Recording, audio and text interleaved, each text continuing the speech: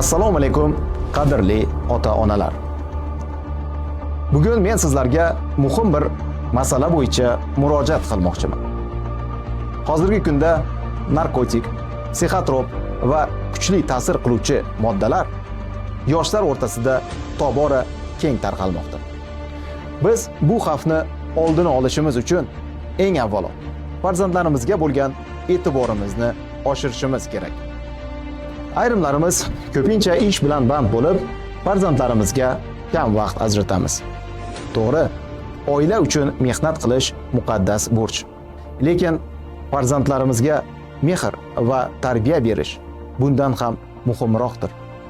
Ular tarbiyani tashqaridan emas, aynan ota-onalaridan olish kerak.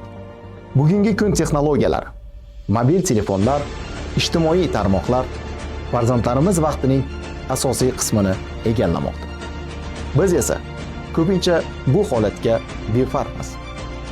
Aslida biz ularning nima bilan shug'ullanayotgani, kimlar bilan muloqot qilayotgani va qanday muammolarga duch kelayotganidan xabardor bo'lishimiz shart.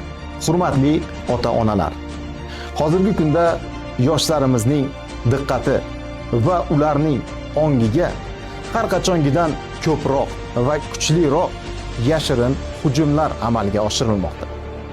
Farzandlaringiz bilan samimiy suhbatlashing, ular bilan do'st bo'ling. Shunday muhit yaratingki, ular o'zlarining muammolarini bemalol siz bilan bo'lishsin. Farzandingiz yolg'iz qolsa, tushkunlikka tushsa yoki o'zini noodatiy tutsa, bunday holatlarni e'tiborsiz qoldirmang. Esingizdan chiqarmang. Ularning kelajagi sizning qo'lingizda. Farzandingizni asrang, himoya qiling. E'tiboringiz uchun rahmat.